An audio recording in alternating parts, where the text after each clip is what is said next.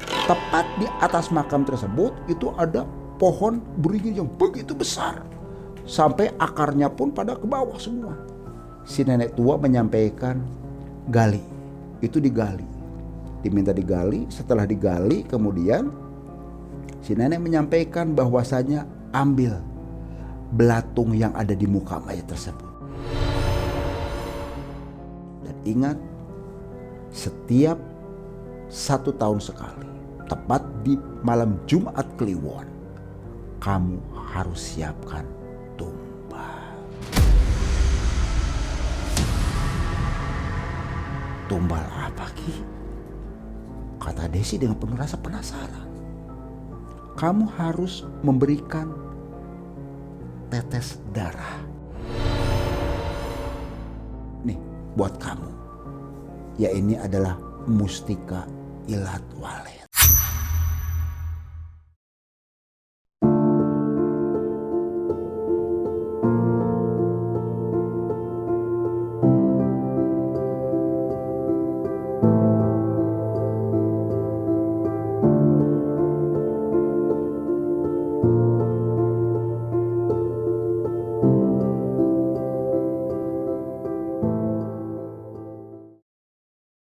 Bismillahirrahmanirrahim. Assalamualaikum warahmatullahi wabarakatuh.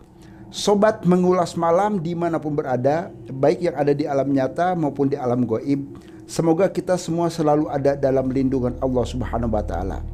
Di kesempatan malam hari ini, Abah akan menceritakan satu kisah yang dibagikan oleh salah seorang sobat mengulas malam dari daerah Jawa Barat.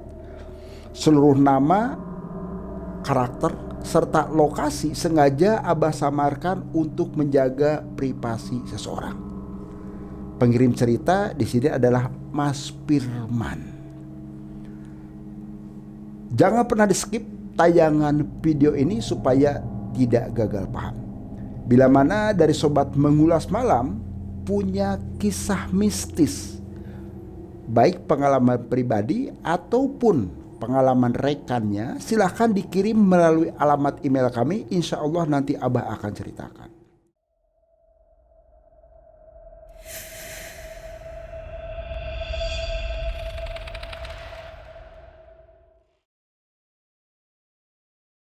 Ini kisaran tahun 2018, di mana Mas Firman memiliki seorang teman, sebut saja di sini adalah Mas Kardi. Kebetulan Mas Kardi ini adalah pasangan suami istri dengan Mbak Tini.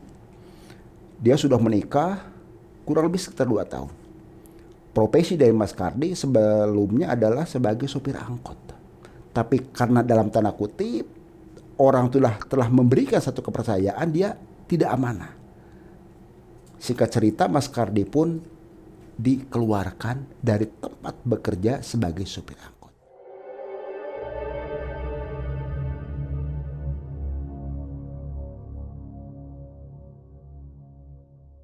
Mbak Tini tentunya pun merasa ya kecewa melihat sosok suaminya yang katakanlah dipecat dari kerjaan segala macam. Dan Mas Kardi sendiri orangnya sangat-sangat temperamen. Tiap hari kehidupan untuk ekonominya, karena Mas Kardi sudah tidak usaha, otomatis barang-barang yang ada di rumah pun secara perlahan itu dijual. Dari mulai kursi, lemari, sampai yang terakhir ini adalah televisi. Kalau perhiasan sudah habis semua. Karena sering adanya tekanan segala macam, di saat Mbak Tini sedang hamil pun ini sempat terjadi sampai keguguran.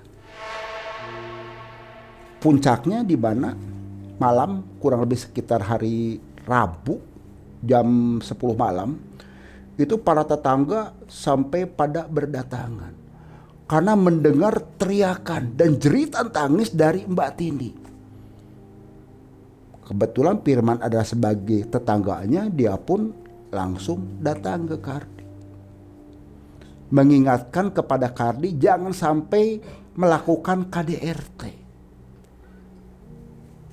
Bahkan nanti akan terjadi satu karma nanti yang akan menimpa kepada kamu sendiri, Kardi, kata Firman ke Kardi.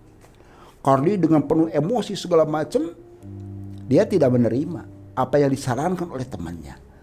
Cuma Firman karena sebagai tetangga dekat terus berusaha meredakan gejolak yang ada pada malam hari itu di rumah Kardi. Alhamdulillah dengan kehadiran Mas Firman, Kardi pun sudah mulai mereda, tidak terlalu emosional tadi. Melihat kondisi istrinya sampai babak belur segala macam, Firman pun membantu dengan sedikit obat segala macam. Itu gimana tuh, istri kamu kok sampai babak belur kayak begituan? Coba obatin, kata Firman ke Kardi. Saya nggak punya duit, Kang. Udah habis-habisnya tuh, lihat tuh, perabotan saya habis semuanya. Aduh, udah kamu nganggur segala macam. Kamu juga nggak sayang ke istri segala macam. Coba istighfar, Kardi, istighfar. Kata Firman mengingatkan. Pada keesokan hari, Firman ini kebetulan Firman sendiri ini kalau setiap minggu dia punya kegiatan sering ikut kompetisi gantangan. Untuk sobat mengulas malam sudah tahu namanya gantangan, yaitu kompetisi burung kicau. Pas hari Minggu, Firman ngajak Kardi ke salah satu lokasi yang memang sudah ditentukan untuk ikut gantangan. Kardi dibonceng oleh Firman, di belakangnya Kardi bawa ini burung tuh, sarang burungnya tuh dibawa ke tempat lokasi. Nah, pas acara tersebut itu burungnya murai punya Firman pun mendapatkan bendera hijau, berarti poinnya paling besar, dan dia pun mendapatkan nomor pertama. Uang pembinaan kurang lebih sekitar 300.000, piagam dan juga ada trofi. Sampai jam 4 pulang seperti biasa. Di saat perjalanan ini Kardi bertanya terus ke Firman. Aduh Kang, saya tuh tertarik nih, pingin seperti Akang. Burung murai juga banyak, ada lapis segala macam, dan ini juara-juara terus, kata Kardi ke Firman dalam perjalanan. Firman nyampaikan, udah nanti kita ngobrolnya di rumah aja. Nah, singkat cerita nyampe di rumah, Firman nyampaikan ke Kardi, dah sini ngopi dulu. Sambil ngopi barulah menjelaskan bahwasanya saya, kata Firman sendiri, ini burung sendiri adalah memang burung dari mulai telur, bakalan bahasanya. Bakalan, nah terusan juga cara memberikan makannya sendiri itu langsung dari mulutnya Firman, dilolohnya dari mulut Firman, dan ada beberapa mantra. Dan jangan lupa, burung pun harus diumbar. Kalau diumbar ya kabur tuh, kalau burung diumbar mah kamu tuh. Ya diumbarnya itu tuh, makanya saya siapin kandang yang besar tuh sampai 6 meter itu buat diumbar, biar terasa leluasa dan bebas. Oh seperti itu. Nah terus ada lagi enggak nih kiat-kiatnya supaya burung sendiri ini bisa tetap menjadikan juara? Kata Kardi mendesak terus ke Firman. Ya saya sih cuma itu aja, kata Firman menyampaikan ke Kardi. Kardi orangnya memang betul-betul penasaran sampai mendesak terus. Kamu dapat mantra dari siapa sih sebetulnya? Ya Firman pun gak menjelaskan bahwasanya ya mantra sih apa aja lah yang saya selama ini saya punya. Jadi tidak menjelaskan. Karena waktu sudah menunjukkan pukul 8 malam, Kardi pun langsung pulang ke rumah. Kondisi capek, pulang rumah, dia langsung mandi segala macam. Rasa kepenasaran Kardi pun sampai terus berkecamuk dalam pikirannya, kok bisa ya si Firman itu juara terus. Saya minta mantra kok gak dikasih. Saya yakin kok pasti mantra itu sendiri yang bisa burungnya murai si Firman itu juara terus. Itulah yang menjadi kepenasaran Kardi, sampai dia pun tidak menyadari dan tertidur. Di saat tertidur itulah seakan Kardi kehadiran satu sosok perempuan berpakaian putih. Dia menyampaikan kepada Kardi, kalau kamu pengen usahanya lancar, datang ke tempat saya, kata sosok perempuan yang sudah tua tersebut. Kardi pun langsung penasaran dan dia pun menanya, Di mana lokasinya, Nek?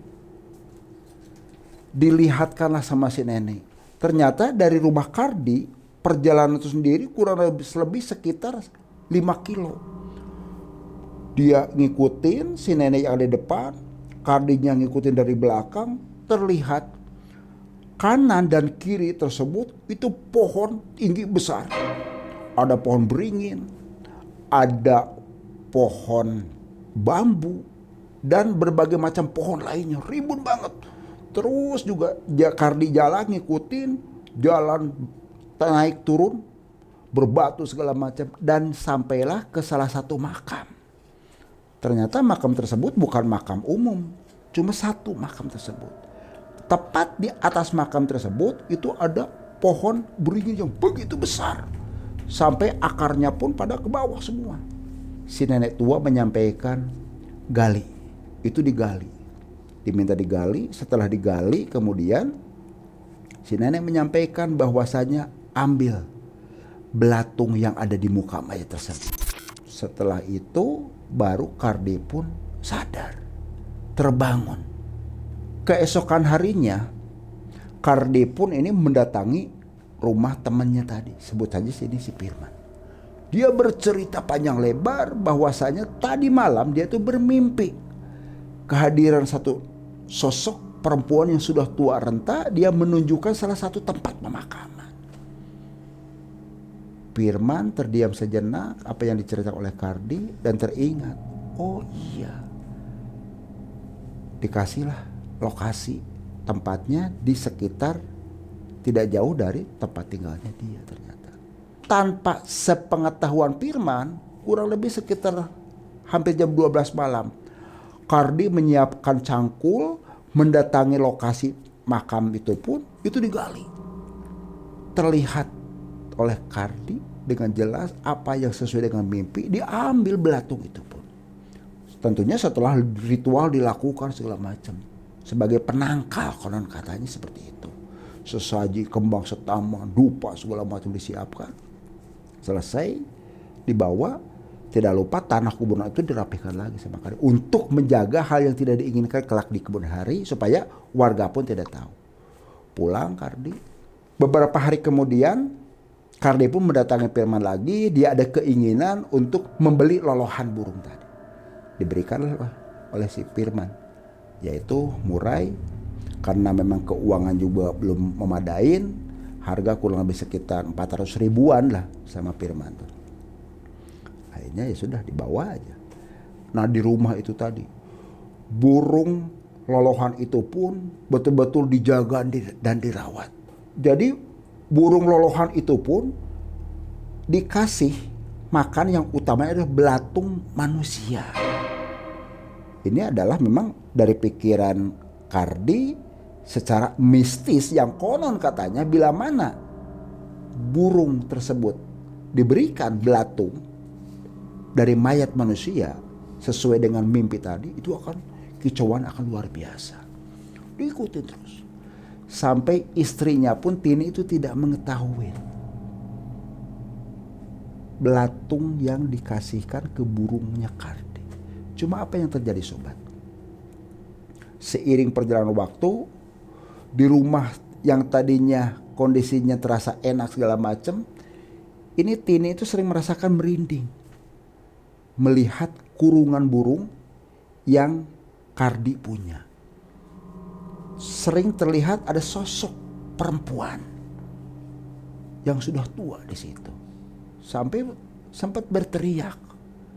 Dan terdengar oleh Kardi, ada apa mah kok teriak-teriak? Itu tadi tuh lihat nenek-nenek tua di situ. Ah, kamu mimpi aja kayak itu. Udah jangan dihiraukan. Jangan suka pikirannya enggak.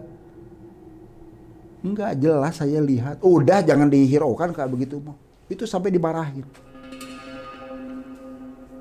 Keesokan hari seperti itu aja terus-terus terjadi. Sampai pas hari H-nya seiring perjalanan, burung murai yang punya Kardi pun diikutkan kompetisi. Juara terus, setiap kompetisi. Firman sebagai temannya pun ya terus terang saja dia tidak seberong-berong. Dia paham ternyata hal-hal yang sifatnya mistis seperti itu. Dan mengingatkan kepada Kardi, hebat banget ya, kamu pernah datang ke saya menunjukkan salah satu tempat makam, apa yang kamu lakukan? Kata Firman mendesak ke Kardi. Kardi pun menjawab, enggak apa-apa saya sih, enggak ngapa-ngapain saya di situ. Kata Kardi mengelak. Firman hanya tersenyum dan mengingatkan, nih supaya burung kamu tetap menjadi juara, saya akan memberikan sesuatu. Sesuatu apa? Kata Kardi penasaran. Nih buat kamu. Ya ini adalah mustika ilat walet. Kasih minyak misik hitam. Dan jangan lupa setiap kamu akan ikut kompetisi, mustika ilat walet ini taruh di Momolo Sangkar. Kamu nanti akan tahu guna dan manfaat dari mustika ilat walet. Kardi menghaturkan banyak terima kasih kepada Firman, karena Firman pun tahu persis kondisi Kardi. Seiring perjalanan waktu, atas bantuan dari Firman itulah Kardi setiap kompetisi terus menjuarai. Karena banyaknya uang pun kehidupan Kardi secara bertahap mulai ada perubahan. Tadi tidak punya motor segala macam sampai bisa beli motor. Burung pun dia pun menambah sampai ada pemikiran lebih jauh lagi. Dia buka penangkaran burung dari mulai murai, lovebird segala macam untuk ikut di kompetisi Kardi. Sampai ada salah satu bakalan yang memang induknya ini memang juara-juara terus bahkan sampai tingkat nasional. Ini ditawar 50 juta. Karena memang sobat, namanya seseorang kalau sudah bicara hobi itu nilai materi tidak dihiraukan. Dibeli. Kehidupan Kardi pun seiring perjalanan waktu terus meningkat. Rumah yang tadinya dia hanya menempati rumah kontrakan, bisa mulai bangun rumah. Dia membeli rumah segala macam. Tapi memang sudah karakter dan sifatnya Kardi. Keuangan sudah mencukupi, tatanan ekonomi sudah meningkat. Sumber rejeki awalnya dari yang tidak halal dan dimakan oleh keluarga berdampak ternyata kepada salah seorangnya adalah istrinya, yaitu Mbak Tini. Mbak Tini sering sakit-sakitan karena merasa dia tuh sering kehadiran satu sosok perempuan. Rumah yang tadinya merasa tenang segala macam, pada rumah baru dibangun, itu bikin begitu mencekam, sering merinding segala macam, dan sering adanya beberapa penampakan. Sosok perempuan tua terkadang berubah, ada pakaiannya putih dengan sorot mata yang begitu tajam dan merah, seakan mencekik pada Tini. Disampaikan kepada suaminya, tapi nggak ditanggapin. Puncaknya sampai Tini pun pingsan. Dibawa ke salah satu rumah sakit dan dirawat di salah satu rumah sakit. Dari hasil diagnosis dokter bahwasanya istrinya Kardi, yaitu Mbak Tini, dia mengalami depresi mental. Dia merasa ada satu tekanan dan merasa ada selalu dihantui. Dia sering mengigau, takut. Dirawat di salah satu rumah sakit pun memang cukup lama. Dalam perjalanan waktu tidak disangka dan tidak diduga, di saat Kardi lagi nunggu istrinya yaitu Tini ketemu dengan salah satu perawat. Sebut saja di sini adalah Desi. Begitu ketemu dengan perawat yang namanya Desi, Kardi pun merasa kaget. Langsung, Desi ya? Loh, kamu Kardi kan? Kata Desi balik bertanya lagi. Dan ternyata apa yang terjadi sobat? Kardi dan Desi ini pun sebelumnya memang pernah ada hubungan. Ada satu cinta kasih dan pernah menanamkan satu benih di kandungannya Desi. Tapi karena keluarga Desi tidak menyetujui dan tidak merestui hubungan mereka, sampai dipisahkan oleh kedua orang tuanya Desi. Tapi karena rasa cinta tadi, Desi terus mengejar karena adanya janin hasil cinta kasih Kardi dan Desi. Dia mengiba-iba kepada Kardi, "Mas, aku lagi ngisi. Tolong sih pertanggungjawabkan." Kardi dengan katusnya, "Saya gak mau. Wong orang tua kamu aja sudah begitu kasar ke saya, ngusir-ngusir ke saya. Udah, tanggung aja sendiri." Desi ditinggalkan begitu saja dengan penuh rasa dendam dan sakit hati. Desi ternyata di saat kandungannya seiring perjalanan waktu mulai membesar segala macam, dia pun mendatangi salah satu paranormal yang konon katanya dia bisa melakukan pengguguran. Namanya adalah Ki Bawor. Dia mendatangi Ki Bawor, menyampaikan bahwasanya dia minta janin yang ada di kandungannya itu sendiri digugurkan. Ki Bawor dia terdiam sejenak. "Nak Desi, jangan kau gugurkan.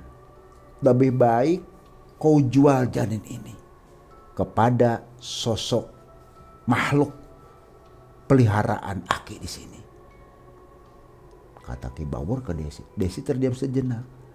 "Dijual bagaimana, Ki?" "Ya buat ditumbalkan." "Supaya apa? Kalau kamu gugurkan, itu kan sia-sia begitu saja.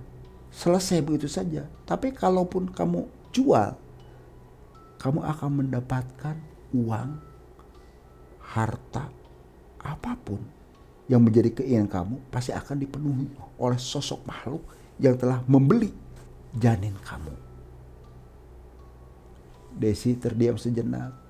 Gak lama kemudian apa yang ada di benak Desi, daripada dia menanggung malu, Desi memutuskan apa yang disarankan oleh Ki Bawor dia ikuti.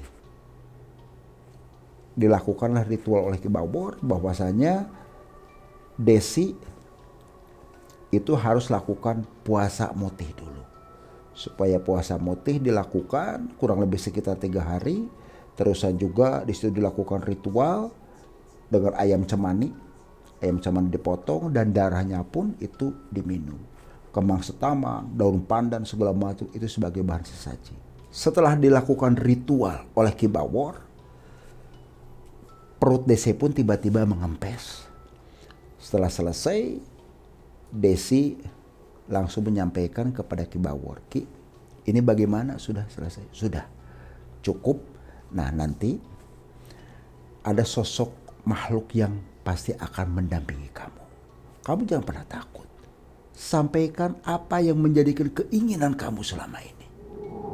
Dialah nanti yang akan membantu dan mewujudkan segala sesuatu yang kamu impikan selama ini.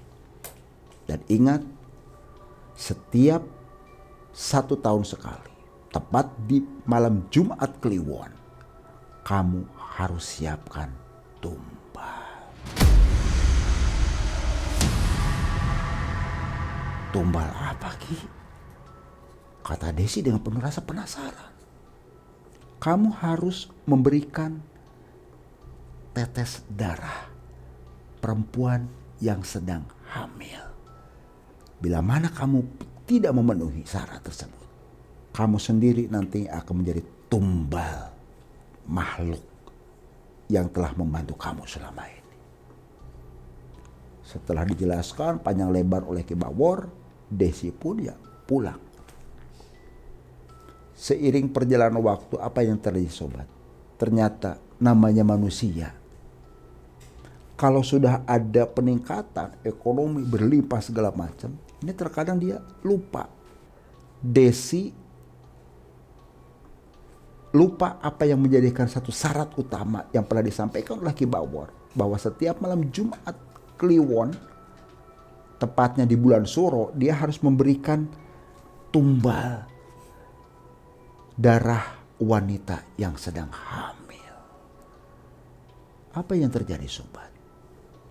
Desi meninggal dengan kondisi yang begitu mengenaskan. Tertabrak di saat lagi pulang aktivitas. Mukanya hancur sampai tubuhnya pun hancur semuanya. Usus terburai kemana-mana. Singkat cerita, Desi pun dimakamkanlah oleh pihak keluarganya. Meninggalnya Desi pun ini masih membawa luka yang begitu dalam. Sangat dendam atas apa yang pernah dilakukan oleh mantan pacarnya, yaitu Kardi.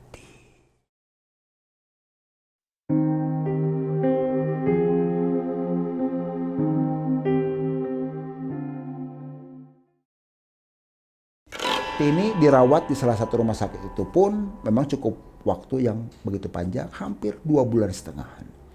Ternyata Tini itu tidak bisa tertolong lagi. Dia meninggal dunia di salah satu rumah sakit dengan kondisi yang begitu mengenaskan. Ini Kardi pun terus terang aja penasaran melihat mayatnya istrinya, yaitu si Tini, dengan yang begitu mengenaskan, sampai bercerita panjang lebar kepada temannya, itu si Firman. Memang si Firman sendiri dia merasa kecewa dengan Kardi. Di saat lagi jatuh miskin, minta tolong kepada Firman. Setelah kaya karena dari gantangan tadi, dia hampir melupakan. Di saat lagi terjatuh, dia baru datang lagi. Datang bercerita panjang lebar. Tapi Firman sendiri orangnya memang legowo segala macam. Dia ditanggapin. Kenapa kamu tuh? Tumen-tumen datang lagi. Berceritalah. Kardi menjelaskan panjang lebar apa yang terjadi dalam kehidupannya. Firman dengan tersenyum dia menyampaikan, dah gini aja. Saya terus terang aja ikut prihatin. Sebetulnya saya jujur aja kecewa, Kardi. Kecewa berat. Tapi karena saya harus betul-betul legowo melihat situasi dan kondisi seperti ini, kamu nanti ketemu dengan guru spiritual saya, kata Firman ke Kardi. Keesokan hari, Kardi pun dibawa oleh Firman ke salah satu guru spiritualnya Firman. Dari hasil penerawangan oleh guru spiritualnya Firman, ternyata apa yang terjadi, sobat? Semua pada kaget. Termasuk sobat juga. Pasti kaget.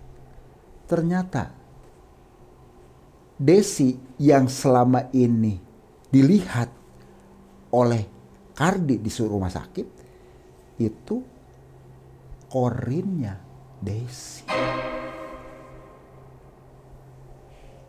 Kardi tidak terima. Wah, nggak mungkin. Itu asli manusia kok. Itu mantan pacar saya. Guru spiritual Firman pun menjelaskan panjang lebar kepada Kardi. Kematian misteri yang terjadi terhadap istrinya Kardi, yaitu almarhumah Tini, ini tidak terlepas dari sosok siluman yang ada di tubuhnya almarhumah Desi. Kardi dia tidak percaya dijelaskan begitu panjang lebar oleh guru spiritualnya Firman. Penasaran. Dengan penuh rasa kepenasaran, Kardi minta dibantu oleh Firman, ditemenin, datang ke rumah sakit mengecek, mencari namanya Desi. Ternyata apa yang terjadi, sobat? Desi itu memang sudah tidak ada, dan memang dulu pernah menjadi seorang perawat dan memang meninggal di saat dia pulang aktivitas. Sok Kardi mendengar cerita dari orang rumah sakit. Seiring perjalanan waktu, apa yang dilakukan oleh Kardi melalui kompetisi gantangan dari Mustika Ilat Walet, itu pun ternyata bikin Kardi stres dan depresi habis-habisan. Sakit terus-terusan, uang yang terkumpul pun ini lama-kelamaan sampai habis dan bangkrut. Itulah sobat, satu kisah yang dibagikan oleh Firman. Kita bisa ambil satu hikmahnya, di mana seseorang jangan pernah bernafsu untuk mendapatkan suatu harta secara instan. Semua Allah telah menciptakan manusia itu dengan rezekinya masing-masing. Jangan pernah iri dengki kepada siapapun. Apa yang terjadi? Seperti Kardi. karena ambisius orangnya sampai pingin seperti Firman, dia mengambil satu jalan pintas, yaitu melakukan satu ritual yang tidak diharapkan oleh kita semua, dan juga itu telah melakukan hal yang disebutnya musyrik.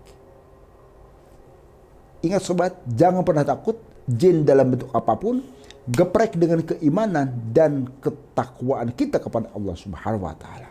Ingat sobat, kamu tidak sendirian. Wassalamualaikum warahmatullahi wabarakatuh.